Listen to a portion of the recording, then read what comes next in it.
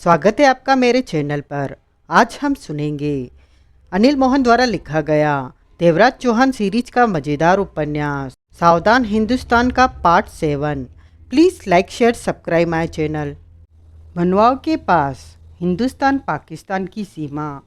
रात के इस वक्त वहाँ मिलिट्री के जवानों का अधिकार था।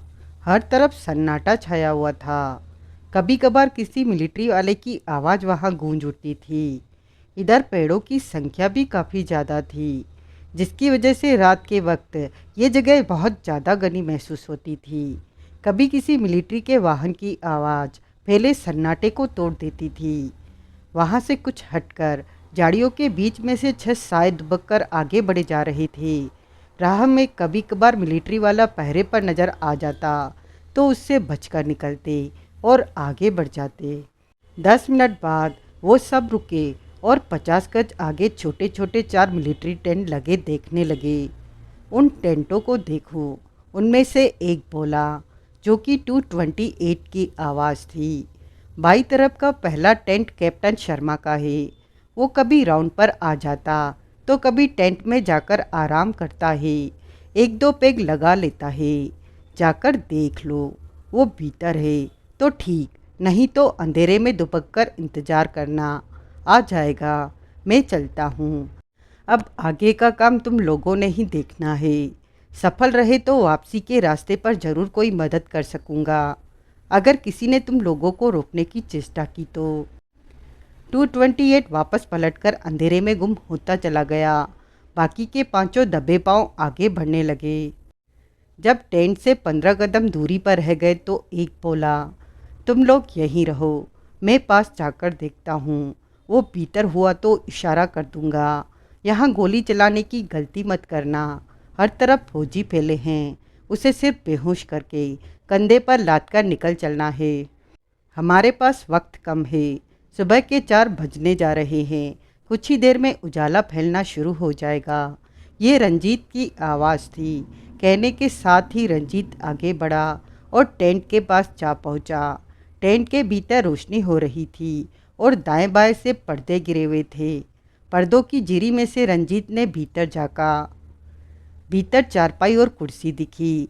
कुर्सी पर किसी के बैठे होने का आभास हुआ। हाथ में पकड़ा विस्की का गिलास भी दिखा। रंजीत ने हाथ ऊपर करके इशारा कर दिया तो चंद पलों में उसके चारों साथी पास आ पहुँचे। अगले ही पल रंजीत 2 के साथ भीतर प्रवेश कर गया। बाकी 2 बाहर रहे। कुर्सी पर कैप्टन शर्मा ही मौजूद थे, परंतु उस छोटे से टेंट में उसे संभलने का मौका नहीं मिला। बल्कि वो तो उन लोगों को ठीक तरह से देख भी नहीं पाया कि उसके सिर के पिछले हिस्से में किसी कठोर चीज़ से प्रहार हुआ और उसके साथ ही बेहोशी में डूबता चला गया। कुर्सी से गिरने से पहले ही उसे थाम लिया गया। फिर रंजीत ने उसे कंधे पर डाला और अपने साथियों के साथ बाहर निकला और फिर वे पांचों तेजी से अंधेरे में बढ़ते चले गए। दिन का उजाला फैलना शुरू ही हुआ था कि वो कार सड़क किनारे से जंगल में प्रवेश करती चली गई। कुछ आगे जाकर मध्यम अंधेरे में हेलीकॉप्टर खड़ा दिखा। हेलीकॉप्टर के पास कार रुक गई। वहाँ 2 आदमी पहले से ही टहल रहे थे, जो कि कार को देखकर थम गए। कार के भीतर से रंजीत बाहर निकलकर बोला, शिकार ले लो। नाम? उनमें से एक ने पूछा। रंजीत। फिर रंजीत कार का दरवाज़ा खोलकर भीतर बैठे आदमियों से बोला, उसे बाहर निकालो। कैप्टन शर्मा अभी भी बेहोश था। बेहोश है? रंजीत ने उनसे कहा, अब ये तुम्हारे हवाले है। 5 मिनट बाद ही हेलीकॉप्टर ने उड़ान भरी और काले सफ़ेद रात दिन की रोशनी से नहाए आसमान का हिस्सा बनकर चंद ही पलों में दिखाई देना बंद हो गया। उधर रंजीत की कार सड़क पर पहुंची और तेज रफ्तार से दौड़ती चली गई। रंजीत ने मोबाइल निकाला और नंबर मिलाने लगा। चेहरे पर गंभीरता थी। कार में उसके अलावा 2 लोग थे। उन्हीं में से 2 जिन्होंने रात को उसका साथ दिया था। एक कार चला रहा था, दूसरी उसकी बगल में बैठा था। रंजीत पीछे वाली सीट पर मौजूद था। हेलो। तभी मार्शल की आवाज़ कानों में पड़ी। शर्मा को भिजवा दिया है मार्शल, रंजीत ने कहा। गुड। किशन का क्या हुआ? 228 ने बताया है कि इस वक्त वो कहाँ पर रात की ड्यूटी के पश्चात नींद ले रहा है। वहाँ और भी फौजी है। मैं उसका रिश्तेदार बनकर उसके पास जाऊंगा। 228 ने उसके परिवार के बारे में कुछ बताया है।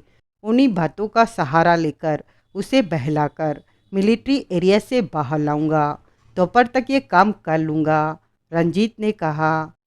तुम्हें वहीं पर हेलीकॉप्टर मिलेगा, समझ गए? Yes marshal. सुबह की धूप निकल चुकी थी। 7:30 बज रहे थे। रात 2:30 चली बस बकासर तक पहुंच चुकी थी। उसके बाद राजस्थान की एकमात्र जगह संचोर ही रह गई थी। फिर बस ने गुजरात में प्रवेश करके दीमा नाम के कस्बे में रुक जाना था। हामिद अली, मूसा, नवाब उसी बस में बैठे थे। रात भर में बस में मात्र 10-15 लोग ही थे, परंतु दिन का उजाला फैलने के बाद बीच की जगहों से लोगों का चढ़ना शुरू हो गया था। अधिकतर लोग आसपास के शहरों में काम पर जाने वाले लोग थे। हामिद अली और नवाब एक ही सीट पर बैठे थे। पीछे वाली सीट पर मूसा S-21 बमों वाले थैले के साथ बैठा था। चूँकि वे कमीज पैंट में थे, इसलिए पूरी तरह हिंदुस्तानी लग रहे थे। समस्या सिर्फ ये ही थी कि उन तीनों के चेहरों पर दाढ़ी थी, जो कि कभी भी शक की वजह बन सकती थी। मेरा सैटेलाइट फ़ोन कहाँ पर है? हामिद अली ने धीमे स्वर में नवाब से पूछा। S-21 वाले बैग में। क्या अपने लोगों को खबर देनी है कि हम हिंदुस्तान में प्रवेश कर चुके हैं? इनसे उनका हौसला बढ़ेगा। नवाब आहिस्ता से कह उठा। खबर देने में कोई हर्ज नहीं, परंतु उन्हें ये नहीं बताना है कि हम किस रास्ते से मुंबई की तरफ बढ़ रहे हैं। सतर्कता बरतनी जरूरी है। पहले ही हमारे बारे में बात बाहर आ गई कि हम मुनवाव के रेलवे स्टेशन पर आने वाले हैं। पुलिस वहां हमारे इंतज़ार में थी। हो सकता है ये खबर कैप्टन शर्मा की तरफ निकली हो। कुछ भी हो सकता है, परंतु हमें सावधानी से चलना होगा। ये बस गुजरात की दीमा नाम की जगह पर ख़त्म होगी। वहाँ पर हम लोग शेव कराएंगे। इन दाढ़ियों को हटाना ज़रूरी है, वरना मुसीबत खड़ी हो जाएगी। मुझे अभी तक कोई भी दाढ़ी वाला नहीं दिखा। हिंदुस्तान के लोग खामखा ही शेव करने का खर्चा करते हैं, समझे? इन दाढ़ियों को साफ कराना ज़रूरी है। जी जनाब, एकाएक नवाब बोला। दीमा के बाद हमने कहाँ जाना है? वहाँ से अहमदाबाद की बस लेंगे। राजस्थान और गुजरात का नक्शा पूरी तरह मेरे दिमाग में है। शाम 5 बजे तक हम अहमदाबाद पहुँच जाएंगे। वहाँ भी रुकना है हमें। अहमदाबाद से मुंबई की बस लेंगे, परंतु अकेले अकेले, ताकि कोई हम पर शक न कर सके। हमें सुरक्षित मंजिल तक पहुँचना है। सुबह तक हम मुंबई पहुँच जाएंगे। सुबह तक तो ज़रूर पहुँच जाएंगे। हामिद अली की आवाज़ सामान्य थी। हम ट्रेन से ही मुंबई पहुँच नहीं, बस ठीक है। बस में चेकिंग कम होती है, खतरा कम होता है। ट्रेन में गड़बड़ हो सकती है। हमारे पास S-21 से भरा बैग है। ट्रेन या स्टेशन पर बैग की तलाशी हो गई तो? शाकिर एक छोटे से कमरे में बैठा था। सुबह के 10 बज रहे थे। पास ही ट्रांसमीटर जैसा कोई यंत्र रखा था। तभी मुन्ना खान ने भीतर प्रवेश करते हुए कहा, कोई नई बात? नहीं, लगता है अभी तक सो रहे हैं। ये दोनों तो बहुत ज़्यादा नींद लेते हैं। मुन्ना खान मुस्कुराया। सारी रात माइक्रोफोन ढूंढते रहे। शाकिर बोला, 3 माइक्रोफोन और ढूंढ निकाले हैं इन्होंने। हमने इन्हें व्यस्त कर दिया है। मुन्ना खान पास ही कुर्सी पर बैठता कह उठा। लेकिन ऐसा कब तक चलेगा? ये तो हामिद अली ही बताएगा। उससे बात हुई? नहीं, उसका सैटेलाइट फ़ोन बंद है। मैं कई बार बात करने की कोशिश कर चुका हूँ। सैटेलाइट फ़ोन बंद है, इसका क्या मतलब हुआ? फ़ोन तो चालू होना चाहिए। मुन्ना खान चुप रहा। वो सीमा पार करके इधर आने वाला था। कहीं सीमा पर गड़बड़ तो नहीं हो गई? ऐसा लगता नहीं कि गड़बड़ हुई हो। क्या कहना चाहते हो? टीवी पर खबर सुनी कि रात को मुनवाव रेलवे स्टेशन उड़ा दिया गया। मुनवाव? हाँ, राजस्थान सीमा से लगा कस्बा है मुनवाव। वहाँ के स्टेशन को उड़ाने का कोई मतलब नहीं है। तुम्हारा मतलब है कि हामिद अली ने? यही सोचना है मेरा। टीवी की खबरों में कहा गया कि धमाके से पहले स्टेशन पर और बाहर पुलिस के जवान फैले थे। वो किसी आतंकवादी को पकड़ने की तैयारी पर थे कि तभी धमाका हो गया। मुन्ना खान बोला, क्या वो हामिद अली को पकड़ने जा रहे थे? इतना बड़ा धमाका, पूरे स्टेशन को उड़ा देने का काम हामिद अली ही कर सकता है, तो उसका फ़ोन क्यों बंद है? शाकिर कह उठा, पता नहीं मैं। तभी ट्रांसमीटर जैसे यंत्र से देवराज चौहान की आवाज़ उभरी, उठो, कॉफ़ी लो। आज तो आँख ही नहीं खुली। यह जगमोहन की आवाज़ थी। शाकिर और मुन्ना का ध्यान उनकी बातें सुनने में लग गया। कितना वक्त हो गया? जगमोहन ने पूछा। 10 से ऊपर हो गए हैं। कुछ पलों की खामोशी के बाद जगमोहन की आवाज़ आई, रात हमने काफ़ी मेहनत की, 3 माइक्रोफोन ढूंढ लिए। जवाब में देवराज चौहान की आवाज़ नहीं आई। अब तो वो हमें नहीं सुन रहे होंगे। हमने 10-11 माइक्रोफोन ढूंढ निकाले हैं अब तक। वो ज़रूर सुन रहे होंगे हमारी बातों को। ये कैसे कह सकते हो? हमने जब बंगले पर कोई नहीं था तब वे पक्का इंतजाम करके गए थे कि हमें हर हाल में सुनते रहे। मैंने पहले ही कहा है और अब भी कहता हूँ कि वो आसानी से हमारा पीछा नहीं छोड़ने वाले। तुम उन लोगों को तीसमार क्यों समझ रहे हो? जगमोहन के स्वर में जल्लाहट थी। वो तेज लोग हैं। मेरे ख्याल में अब वो हमें नहीं सुन रहे होंगे। मैं तुम्हारी बात से सहमत नहीं हूँ। तुम कहना चाहते हो कि यहाँ अभी और माइक्रोफोन हैं? हाँ, मुझे विश्वास नहीं होता कि वो इतने ज़्यादा माइक्रोफोन लगा कर गए हैं। देवराज चौहान की आवाज़ नहीं आई। मुन्ना और शाकिर की निगाह उस यंत्र पर थी जहाँ से आवाज़ें निकल रही थी। मेरे ख्याल से हमें इनसे पीछा छुड़ाने की चेष्टा करनी चाहिए। वो कैसे? उसी प्लान पर काम करते हैं जो पहले सोचा था। यहाँ से एयरपोर्ट चलो और दूसरे शहर का प्लेन ले लेते हैं। ये फिर मुंबई से खिसकने की सोच रहे हैं। शाकिर कह उठा। मुन्ना खान मुस्कुराया। अगर हमारा पीछा किया गया तो पीछा करने वाले एयरपोर्ट तक ही जा सकेंगे। जब उन्हें पता चलेगा कि हम क्या करने जा रहे हैं तब तक प्लेन हवा में होगा। एक बार इनकी नज़रों से निकल गए तो फिर बचे रहेंगे। तो तुम ये नहीं जानना चाहते कि आखिर ये लोग चाहते क्या हैं? ये जानने के चक्कर में हम कहीं मुसीबत में न फंस जाएं। निकल जाना ही ठीक रहेगा। देवराज चौहान की आवाज़ नहीं आई। अब क्या सोच रहे हो? मुझे यकीन नहीं होता कि वो हमें अब न सुन रहे हों। सुन रहे होते तो अब तक फ़ोन आ गया होता। छोड़ो इन बातों को और चलने की तैयारी करो। हम इस तरह यहाँ से निकलेंगे जैसे बाजार जा रहे हैं। वो लोग बाहर ही होंगे और हमारे पीछे लग जाएंगे। हम उनसे पीछा छुड़ाने की चेष्टा करेंगे। पीछा छूट गया तो ठीक, नहीं छूटा तो तब भी परवाह नहीं। हम एयरपोर्ट पर पहुँचेंगे और शाकिर खान मुन्ना को देखकर बोला, इन्हें फ़ोन करके शांत करो, नहीं तो हमारे साथियों की भागदौड़ बढ़ जाएगी। मुन्ना खान ने मोबाइल निकाला और नंबर मिलाकर फ़ोन कान से लगा लिया। अगले ही पल उस यंत्र पर फ़ोन की बेल बजनी सुनाई देने लगी। तुम बात करो, ये उन्हीं लोगों का फ़ोन होगा। देवराज चौहान की आवाज़ उभरी। शाकिर ने हाथ बढ़ाकर उस यंत्र को बंद कर दिया।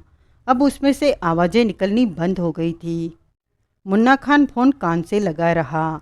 फिर जगमोहन की आवाज़ उसके कानों में पड़ी। हेलो, तुम अपने प्लान पर काम करने का विचार छोड़ दो। तुम दोनों पर हमारी पूरी नज़र है और हम बखूबी तुम लोगों को सुन रहे हैं। हमारी नज़रों से बच निकलना असंभव है। ज़्यादा गड़बड़ की तो मारे जाओगे। मुन्ना खान ने शांत स्वर में कहा। तुम जगमोहन की आवाज़ कानों में पड़ी। हमारे प्लान के सामने तुम्हारा हर प्लान बेकार है। हमें सख्ती करने पर मजबूर मत करो। तुम हमें मार नहीं सकते। मारना होता तो ये कोशिश अब तक तुम लोग कर चुके होते। वहम में मत रहना, हमारे हाथ बंधे हुए नहीं है। तुम लोगों ने अगर भारी गड़बड़ की या पीछे लगे हमारे आदमियों को नुकसान पहुंचाने की चेष्टा की तो तब अपना हाल देख लेना। मुन्ना खान ने कहा और फ़ोन बंद कर दिया। शाकिर ने उसी पल उस यंत्र का स्विच ऑन कर दिया। वहाँ से पुनः देवराज चौहान और जगमोहन की आवाज़ें उभरने लगी। वो हमें अभी भी सुन रहे हैं। जगमोहन की आवाज़ आई। मेरा भी यही ख्याल था। वो हमारा पीछा आसानी से नहीं छोड़ेंगे। साले धमकी भी दे रहे हैं कि अगर हमने गड़बड़ या पीछा करने वालों को नुकसान पहुंचाया तो हमें छोड़ेंगे नहीं। वो संगठित लोग हैं, गली के बदमाश नहीं। उनका काम करने का ढंग ही इस बात की तरफ इशारा करता है। लेकिन हम कब तक इन्हें सहते रहेंगे? हैरानी है कि हम इनसे पीछा नहीं छुड़ा पा रहे। जगमोहन की आवाज़ में जल्लाहट थी। मैंने पीछा छुड़ाने की बात सोची ही नहीं। क्यों? मैं इन लोगों के बारे में जानना चाहता हूँ कि ये आखिर हैं कौन हैं जो। लेकिन मुझे इनके बारे में जानने की कोई दिलचस्पी नहीं है। बेशक ये कोई भी हों, जब तक ये हम पर नज़र रखे हैं तब तक हम उनके कैदी बने रहेंगे। अपना कोई भी काम आज़ादी से नहीं कर सकते। थोड़ी बहुत दिक्कत तो है, पर आगे देखते हैं कि क्या होता है। ये सब ज़्यादा देर नहीं चलने वाला। 1-2 दिन और सही, फिर हमें इनसे पीछा छुड़ाने का कोई रास्ता निकालना होगा। मेरे ख्याल से हमें शरबत सिंह की सहायता लेनी चाहिए। वो क्या करेगा? उसे सारे हालातों की जानकारी देते हैं। जब हम बाहर निकलेंगे तो हमारे पीछा करने वालों से वो निपट लेगा। ज़रूरत के मुताबिक वो आदमी ले आएगा। इस तरह इनसे हम पीछा छुड़ा सकते हैं। वो इन बातों को सुन रहे हैं। मैं परवाह नहीं करता उनकी। जल्दी मत करो, 1-2 दिन का इंतज़ार करो। अगर स्थिति ऐसी ही बनी रहती है तो ज़रूर कुछ करना पड़ेगा। और भी कई लोग हैं जिनकी हम सहायता ले सकते हैं। ये मामला तो सोहनलाल भी संभाल सकता है। जवाब में देवराज चौहान की आवाज़ नहीं आई। तभी शाकिर सोच भरे स्वर में मुन्ना से बोला, इनकी ये बात तो सही है कि ये ज़्यादा देर इन हालातों में रहने वाले नहीं है। हमें ये नहीं भूलना चाहिए कि वो डकैती मास्टर देवराज चौहान है। उसे काबू में रखना शेर की गर्दन को पकड़े रखने जैसा है। हमें हामिद अली की तरफ से कोई ऑर्डर नहीं मिलता तो हम क्या कर सकते हैं? मुन्ना बोला, तो हामिद अली से ऑर्डर लो, नहीं तो वो हमारे कब्जे से बचने के लिए भरपूर जोर लगा देंगे। उसका सैटेलाइट फ़ोन बंद है, कहते हुए मुन्ना पुनः नंबर मिलाने लगा। पता भी नहीं कि हामिद अली का प्लान क्या है। मुन्ना ने फ़ोन कान से लगा लिया। अगले ही पल फ़ोन हटाता कह उठा, संपर्क नहीं बन रहा, फ़ोन बंद है। दोपहर बाद 3:45 पर मार्शल का ठिकाना। मार्शल अपने कमरे में था और प्रभाकर अभी अभी वहां पहुंचा था। हमें इस बात का पहले यकीन होना चाहिए कि वो वही हामिद अली है, आतंकवादी संगठन का नेता। मुनावाव का रेलवे स्टेशन उड़ा देने के ढंग से वो हामिद अली ही लग रहा है। वरना आतंकवादियों को राजस्थान की मनवाव जैसी छोटी जगह से कोई मतलब नहीं हो सकता। तब वहाँ पुलिस फैली थी उसे पकड़ने के लिए। हो सकता है पुलिस का ध्यान बटाने के लिए उसने स्टेशन को उड़ाया हो। 115 लोगों की मौत की खबर है। वहाँ और कोई संदिग्ध भी हाथ नहीं लगा। इस वक्त राजस्थान और गुजरात में हाई अलर्ट घोषित कर दिया गया है। वहाँ सख्त चेकिंग चल रही है, परंतु अभी तक किसी संदिग्ध के पकड़े जाने की खबर नहीं मिली। मार्शल, कोशिश तो हो ही रही है। मैंने टीवी पर मनवाव का रेलवे स्टेशन उड़ाने की तस्वीरें देखी है। टीवी में बताया जा रहा है कि सिर्फ एक धमाका हुआ और रेलवे स्टेशन की इमारत के टुकड़े हवा में उड़ते दिखे। वहां मलबे का ढेर नजर आने लगा। 2 गाड़ियों के डिब्बे पटरियों से उतरकर नीचे जा लुढ़के। 2 प्लेटफॉर्म बुरी तरह तहस नहस हो गए। जबरदस्त तबाही का मंजर है वहाँ। मार्शल के चेहरे पर कठोरता दिख रही थी। अगर ये काम सच में हामिद अली का है तो हमें सावधान हो जाना चाहिए उसके आ जाने पर। तुमने कहा कि रेलवे स्टेशन पर सिर्फ एक धमाका हुआ। टीवी में ऐसा ही बताया जा रहा है। प्रभाकर ने गंभीर स्वर में कहा, ऐसा कौन सा बम है जो एक धमाके में इतनी बड़ी तबाही मचा दे? मार्शल बोला, क्या पता वो डायनामाइट का धमाका हो। नहीं, ऐसा कुछ नहीं है। डायनामाइट का धमाका होता तो अब तक पुष्टि हो चुकी होती। खबर यही आ रही है कि वहाँ पर बम फटा था और वहीं पर हामिद अली के होने की खबर थी। दोनों बातें इत्तेफाक नहीं हो सकती। वो ही हामिद अली होगा। लेकिन ऐसा पावरफुल बम कौन सा हो सकता है जो मिसाइल के बराबर काम करे? मार्शल ने प्रभाकर को देखा, कहा कुछ नहीं। अगर हामिद अली ने सीमा पार कर ली है तो ये बुरा होगा। प्रभाकर ने पुनः कहा, 115 लोगों की मौत हो चुकी है अब तक। मार्शल के होठ बीच गए। तभी इंटरकॉम का बजर बजा। मार्शल फौरन आगे बढ़ा और इंटरकॉम का बटन दबाकर बोला, बोलो। मार्शल, कैप्टन शर्मा आ पहुंचा है। उसे 4 नंबर में रखा है अभी अभी। सतनाम की आवाज़ कानों में पड़ी। मार्शल ने पुनः बटन दबाया और पलटकर प्रभाकर से कह उठा, कैप्टन शर्मा को यहाँ लाया गया है। अब उससे पता चलेगा कि वो हामिद अली था या कोई और। आओ उससे बात करें। सीमा पर कैप्टन शर्मा अकेले इस काम को अंजाम नहीं दे सकता।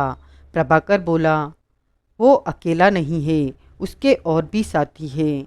228 ने किशन नाम के फौजी की पहचान की है। रंजीत ने अब तक उस पर हाथ डाल दिया होगा, वो भी हमारे पास पहुंच जाएगा। मार्शल दरवाजे की तरफ बढ़ता बोला, ये मामला गंभीर है। प्रभाकर भी आगे बढ़ा। शर्मा जाने कब से कितनी बार उन लोगों को सीमा पार करा चुका होगा। अब आगे पीछे की हर बात बोलेगा वो। मार्शल और प्रभाकर बाहर निकले और गैलरी में आगे बढ़ गए। शर्मा को शायद उनके प्रोग्राम के बारे में न पता हो। हामिद अली इस बारे में शर्मा को क्यों बताएगा? प्रभाकर बोला, वो जो भी जानता है हमें बताएगा। आगे जाकर वे गैलरी में मुड़े तो थोड़ी सकरी गैलरी आ गई, जिसके दोनों तरफ बंद दरवाजे नजर आ रहे थे। हर दरवाजे के पास नंबरों की छोटी सी प्लेट लगी नजर आ रही थी। मार्शल एक दरवाजे के पास पहुंचकर ठिठका और वहां लगी प्लेट से कुछ नंबर दबाए। अगले ही पल दरवाज़ा सरक कर खुलता चला गया। दोनों ने भीतर प्रवेश किया और प्रभाकर ने भीतर से एक बटन दबाया तो दरवाज़ा बंद हो गया। ये सामान्य साइज का कमरा था। कमरे में मात्र एक इलेक्ट्रॉनिक कुर्सी थी जिस पर कैप्टन शर्मा बंधा था। उसके जिस्म पर अभी भी वह वर्दी पड़ी थी, परंतु बाल बिखरे हुए थे, आंखें सूजी हुई थी। वो बहुत ज़्यादा परेशान लग रहा था। वहाँ मार्शल का एक एजेंट खड़ा था। कैप्टन शर्मा व्याकुल निगाहों से दोनों को देखता कह उठा, आखिर ये सब क्या हो रहा है? मुझे इस तरह क्यों उठाया गया है? मेरे ऑफिसर इस बात को गंभीरता से लेंगे कि मैं गायब हो गया। वो तुम लोगों को ढूंढ निकालेंगे। मुझे छोड़ दो। कैप्टन अविनाश शर्मा हो तुम? मार्शल शांत स्वर में बोला। हाँ, लेकिन तुम कौन? आतंकवादियों को सीमा पार कराने का काम तुम कब से कर रहे हो? मार्शल ने पूछा। कैप्टन शर्मा चौंका। अगले ही पल संभल कर बोला, ये तुम क्या बकवास कर रहे हो? मैं ऐसा क्यों करूँगा? मेरी ड्यूटी। तुम ऐसा करते हो। हमारे पास इस बात के पुख्ता सबूत हैं। बकवास! शर्मा गुस्से से कह उठा, तुम इतना बड़ा इल्ज़ाम मुझ पर नहीं लगा सकते। सब कुछ झूठ है, तो सबूत कहाँ से? किशन भी हमारे पास है। मार्शल का स्वर कठोर हो गया। वो सब कुछ हमें बता चुका है। कैप्टन शर्मा मार्शल को देखता रह गया, फिर प्रभाकर को देखा। कौन किशन? शर्मा के होठों से निकला, वही फौजी जो कल रात भी उन तीनों को सीमा पार कराने में तुम्हारे साथ था, जिसने कटर से सीमा पर लगी तारों की बाड़ में से तारें काटी थी कि वो लोग इस तरफ आ सके। मैं उसी किशन की बात कर रहा हूँ। एकाएक फक दिखा शर्मा। मार्शल और प्रभाकर की निगाह उसके चेहरे पर टिकी थी। मुझे नहीं पता तुम क्या बकवास कर रहे हो। पागल हो गए हो तुम। मैं फौजी हूँ, देश का रखवाला हूँ। किसी आतंकवादी से मेरा क्या मतलब? और मुझे पता तो चले कि मैं इस वक्त किन लोगों से बात कर रहा हूँ। हमारे बारे में तुम्हें जानने की जरूरत नहीं, मार्शल ने सख्त स्वर में कहा। इस वक्त तुम अपने बारे में सोचो। कल रात उन तीनों को सीमा पार कराने के बाद जीप में बैठाकर स्टेशन तक छोड़ने गए थे, मनवाओ के रेलवे स्टेशन। बेशक तब अंधेरा था, परंतु तुम्हारी हर हरकत की कल फिल्म बन रही थी। उस ब्रीफकेस में कितना पैसा था जो उन्होंने तुम्हें दिया था? शर्मा ने सूखे होठों पर जीभ फेरी। वो ब्रीफकेस तो अब भी वहीं होगा, तुम्हारे गायब होने के पश्चात। अब तक वो तुम्हारे ऑफिसरों के हाथ पड़ गया होगा। अब तुम उन लोगों को क्या बताओगे कि नोटों से भरा ब्रीफकेस तुम्हारे पास कहाँ से आया? चेहरा सफ़ेद सा दिखने लगा था शर्मा का। तुम बुरी तरह फंस चुके हो। किशन ने आगे पीछे की सब बातें बता दी है। वो सरकारी गवाह बनने को तैयार है, जबकि वो तुम्हारा मुंह लगा था। हम चाहते हैं कि तुम पर सख्ती न करें, बातचीत से ही सब कुछ सुलझा लें। तुम लोग सरकारी लोग हो? शर्मा ने सूखे होठों पर जीभ फेरी। हाँ, किस डिपार्टमेंट से वास्ता रखते? हमसे पूछताछ बंद करो, अपने बारे में सोचो। मार्शल दोनों हाथ जेबों में डाले टहलने लगा। तो कल रात तुमने 3 लोगों को सीमा पार कराई। उनमें से एक हामिद अली था, बाकी के 2 कौन थे? कैप्टन शर्मा के होठ बिछ गए। कौन थे बाकी 2? मार्शल ने फिर पूछा। शर्मा ने सख्ती से होठ बंद कर लिए। ठीक है, हामिद अली के बारे में ही बताओ। वो वही हामिद अली था ना, जो आतंकवादी संगठन का नेता है। किशन कहता है कि वो इस बारे में कुछ नहीं जानता। मुझे यकीन है कि अगर ये बात उसे पता होती तो वो बताने से पीछे नहीं हटता। तुम बकवास कर रहे हो, शर्मा सूखे स्वर में बोला। मैं किसी किशन को नहीं जानता। नहीं जानते? मार्शल ने ठिठक कर उसे देखा। नहीं। कल रात तुमने उन तीनों को सीमा भी पार नहीं कराई, उन्हें स्टेशन तक भी नहीं छोड़ा। नहीं, शर्मा ने दांत पीचकर कहा। तुमने रात मुनवाव में धमाका तो सुना होगा। वो स्टेशन उड़ाने का धमाका था, सुनी थी आवाज़?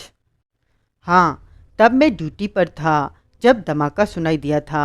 मैं नहीं जानता क्या हुआ था।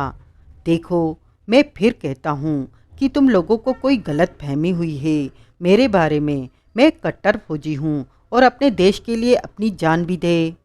तो तुम मेरे सारे इल्ज़ाम से इनकार करते हो, मार्शल ने कठोर स्वर में कहा। हाँ, जो तुमने कहा, मैंने ऐसा कुछ भी नहीं। मार्शल वहाँ खड़े एजेंट की तरफ पलटकर बोला। अब इसे तुम संभालो। वो एक दीवार की तरफ बढ़ा और जेब से चाबी निकालकर दीवार के एक छेद में डाल दी कि तभी दीवार का छोटा सा हिस्सा एक तरफ सरक गया। भीतर कई स्विच लगे दिखने लगे। तुम लोग मेरे साथ क्या करने वाले हो? कैप्टन शर्मा के चेहरे पर घबराहट दिखने लगी। मार्शल जेबों में हाथ डाले टहलने लगा। प्रभाकर आगे बढ़ा और उसके सिर के बालों को मुट्ठी में जकड़कर बोला। तुमने कुछ किया नहीं और हमारे पास गलत खबर आती नहीं। अब देखना यह है कि कौन सच्चा है। शराफत की भाषा तुम्हें समझ नहीं आई, पर अब जो होगा वो तुम्हें ज़रूर समझ आएगी। मैंने कुछ भी नहीं किया जैसा तुम कह रहे हो। प्रभाकर उसके सिर के बाल छोड़कर पीछे हटा और उस एजेंट को इशारा किया। एजेंट ने वहाँ लगे स्विचों में से एक स्विच दबा दिया। शर्मा ने उसी पल कुर्सी में तीव्र कंपन महसूस किया। उसने घबराकर आसपास देखा। कुर्सी वहीं पर स्थिर थी। कई पल बीत गए कि एकाएक उसे अपनी छाती पर खिंचाव महसूस होने लगा। ये क्या हो रहा है? कुर्सी पर बंधा वो चीखा, परंतु सब खामोश रहे। शर्मा का चेहरा फक पड़ चुका था। वो मामला समझने की चेष्टा में था। छाती पर बढ़ता खिंचाव और भी बढ़ गया। उसे बेचैनी होने लगी। एकाएक उसे लगा कि कुर्सी की पुश्त के साथ बंधा उसका छाती वाला हिस्सा धीरे धीरे पीछे होता जा रहा है, जबकि टांगे नीचे और हाथ हाथों से बंधे हुए थे। यानी कि कुर्सी की पुश्त उसे पीछे को खींच रही थी। शरीर के कई हिस्सों में तीव्र खिंचाव की पीड़ा होने लगी। ये क्या हो रहा है? मेरी छाती फट रही है। मैं तुम्हारी छाती नहीं फटेगी, प्रभाकर ने कहा, लेकिन तुम्हारी छाती की सारी हड्डियां टूट जाएंगी। फिर कमर की हड्डी टूटेगी और तब तुम धीरे धीरे मरना शुरू कर दोगे। मुझे ये बात इसलिए पता है कि यहाँ पर पहले भी 2 लोग अपना मुंह बंद रखने की वजह से मर चुके हैं। उनके साथ भी। आह! शर्मा चीखा। मैंने कुछ नहीं किया, मैं बेकसूर हूँ। इस कुर्सी पर उसे ही बैठाया जाता है जो बेकसूर होता है, परंतु बाद में अपना कसूर मान लेता है। बचाओ मुझे, छोड़ दो, बचाओ मुझे, छोड़ दो। शर्मा पीड़ा से तड़प उठा। उसे लगा जैसे छाती अब फटी की अब फटी। 1 मिनट का और खेल बचा है तुम्हारी जिंदगी का। कुर्सी की पुश्त उसके बंधे छाती वाले हिस्से को पीछे खींचती जा रही थी। नीचे टांगे और हाथ बंधे थे। ऐसे में उसे बेपनाह पीड़ा उठनी शुरू हो गई थी। होठों से चीखें निकल रही थी। चेहरा पसीने से भर चुका था। इसकी लाश उठा ले जाने का इंतजाम करो, प्रभाकर ने अपने साथी एजेंट से कहा। मैं अभी लाश डालने वाला कवर लेकर आता हूँ, एजेंट ने फौरन कहा, परंतु अपनी जगह पर खड़ा रहा। छाती का खिंचाव अब इतना बढ़ चुका था कि सहने से बाहर हो गया।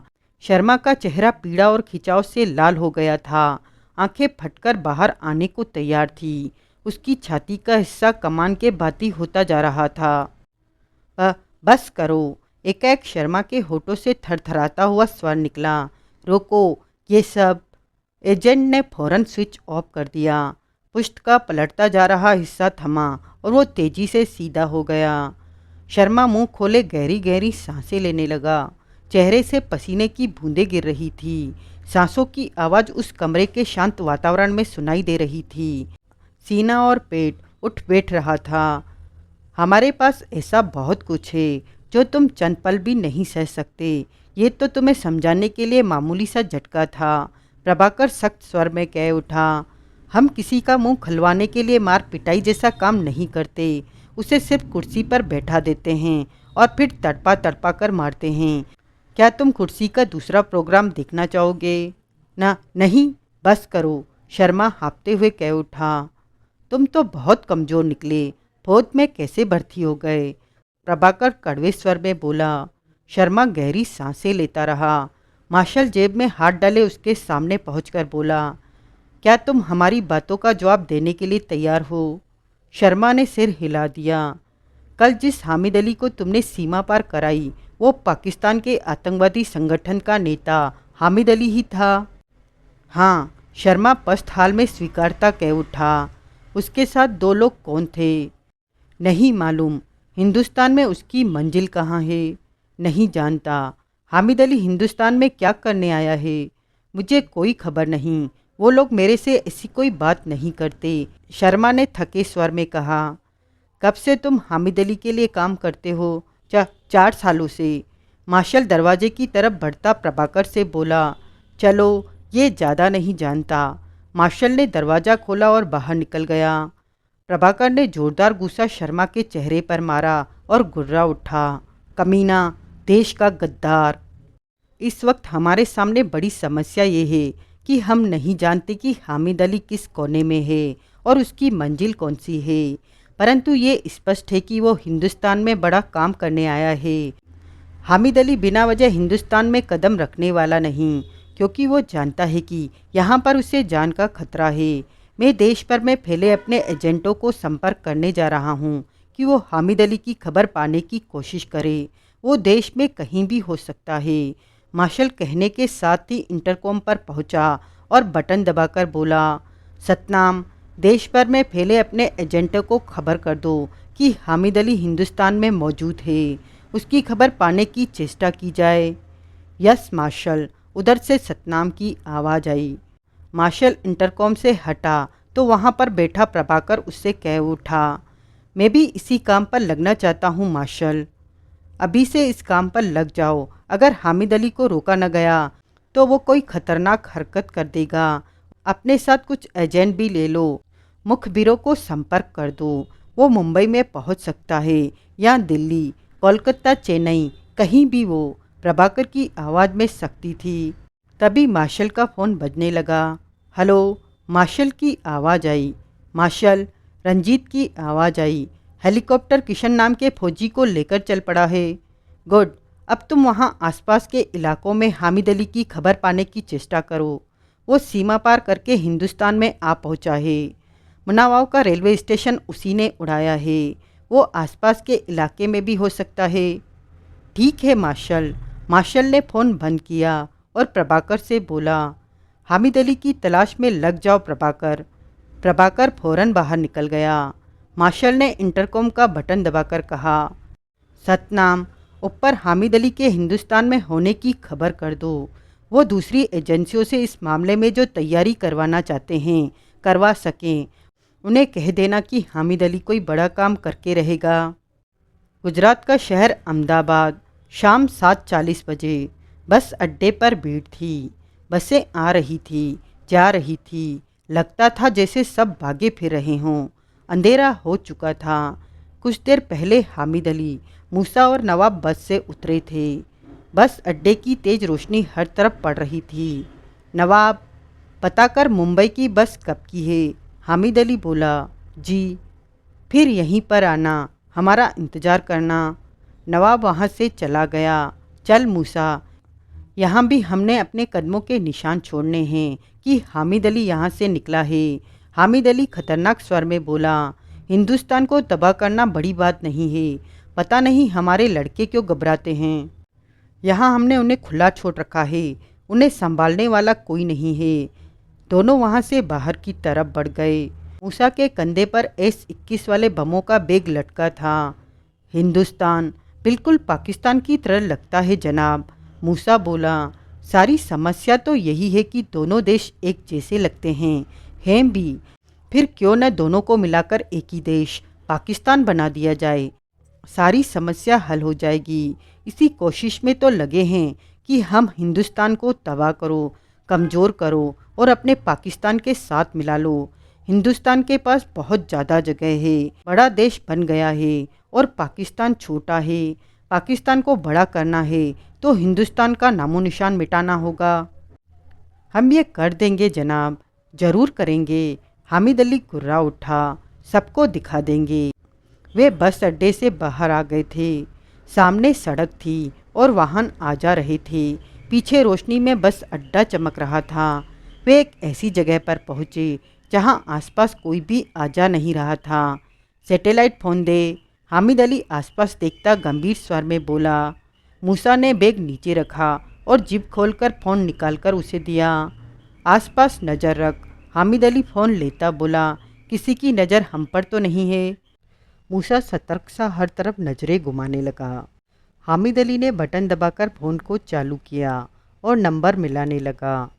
चंद पलों में ही वो मुन्ना खान से बात कर रहा था। आप कहाँ हैं जनाब? सुबह से आपका फ़ोन भी बंद है। आपका भी फ़ोन नहीं आया। मुन्ना की आवाज़ कानों में पड़ी। सब ठीक है मुन्ना? हामिद अली ने पूछा। ठीक है जनाब। अब हिंदुस्तान में पहुँचे कि नहीं? पहुँच गया, हामिद अली मुस्कुराया। कल रात ही पहुँच गया था। ओह, ये तो खुशी की बात है। कहाँ पर हैं आप? हिंदुस्तान के एक बड़े शहर में हूँ। क्या तेरे को मेरे आने की आहट नहीं मिली? नहीं जनाब, मैं तो परेशान हो रहा था। मुन्नावा रेलवे स्टेशन का हाल नहीं देखा? मुन्ना की आवाज़ में चौंकने के भाव उभरे। तो वो आपने? हामिद अली जहाँ से निकलेगा वहाँ अपने निशान तो छोड़ेगा। आपने तो पूरा रेलवे स्टेशन उड़ा दिया। वो तो स्टेशन छोटा था, बड़ा होता तो वो भी ना बचता। तू जानना चाहता है मैं किस शहर में हूँ? हाँ जनाब। टीवी देखता रह, 1-2 घंटों में तू समझ जाएगा कि मैं कहाँ पर हूँ। समझा जनाब। मुंबई कब तक? कल। हम सब आपके आने का इंतज़ार कर रहे हैं। देवराज चौहान और जगमोहन कभी भी हमें परेशानी दे सकते हैं। वो हमारी नज़रों से दूर होने के लिए कभी भी कुछ कर सकते हैं।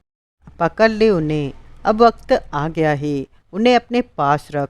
कुत्ते की मौत मारूंगा दोनों को, लेकिन आसानी से नहीं, अपने अंदाज में मारूंगा। सब तैयारी हुई पड़ी है। समझ गया मुन्ना? जी जनाब। अब हमारी मुलाकात कल होगी। कहने के साथ ही हामिद अली ने फ़ोन बंद किया, फिर स्विच ऑफ कर दिया। मूसा की तरफ बढ़ाया। मूसा की तरफ बढ़ाया तो मूसा ने सैटेलाइट फ़ोन बैग में रखकर बैग को कंधे पर लटकाता बोला। अब क्या करना है जनाब? कोई ऐसी जगह ढूंढनी है जहां बम फटे तो ज़्यादा संख्या में लोग मरे। रिक्शा कर ले, जहां ज़्यादा भीड़ दिखी वहीं पर काम कर देंगे। साले हिंदुस्तान की तो ऐसी की तैसी। बस अड्डे से 5 किलोमीटर दूर खुले मैदान में नेताओं का भाषण चल रहा था।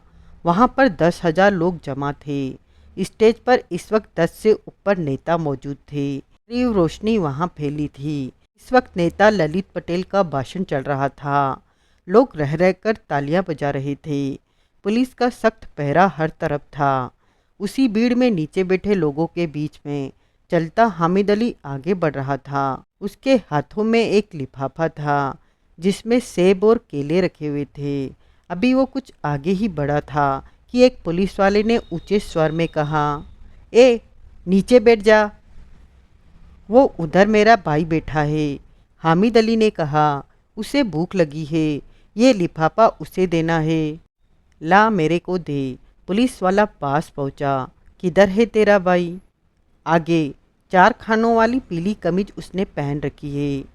पुलिस वाले ने हामिद अली का लिफाफा लेते कहा, ये मैं उसे दे देता हूँ, तू बीच में से हट जा। जी मेहरबानी, कहकर हामिद अली वापस पलट गया। अगले 5 मिनट में ही हामिद अली मैदान से बाहर था। सामने रिक्शा खड़ा था। मूसा भीतर बैठा था। हामिद अली भी भीतर आकर बैठ गया। चल भाई, बस अड्डा ले चल, बड़ौदा के लिए बस पकड़नी है। इन नेताओं का क्या है, भाषण देते रहेंगे, हमारी तो बस निकल जाएगी। भाई को फल फ्रूट देने थे, वो दे दिए। रिक्शा आगे बढ़ गया। हामिद अली और मूसा की नज़रें मिली। आंखों ही आंखों में बात हुई कि काम हो गया है। रिक्शा पे जाते हुए उन्हें 3-4 मिनट ही हुए थे कि कानों को फाड़ देने वाले तीव्र धमाके की आवाज़ उनके कानों में पड़ी। हामिद अली के चेहरे पर जहरीली मुस्कान नाच उठी। ये क्या हुआ? रिक्शे वाला कह उठा। बम फटा लगता है। दिवाली के बच्चे बम फटाके कोई फोड़ रहा होगा, हामिद अली लापरवाही से बोला, जबकि आंखों में तीव्र चमक नजर आ रही थी। मूसा के होठों पर मुस्कान आ गई थी। आज की कहानी बस यहीं तक। कहानी का अगला भाग जानने के लिए बने रहें मेरे साथ। अगर ये नावल आपको पसंद आया हो तो please like share subscribe my channel.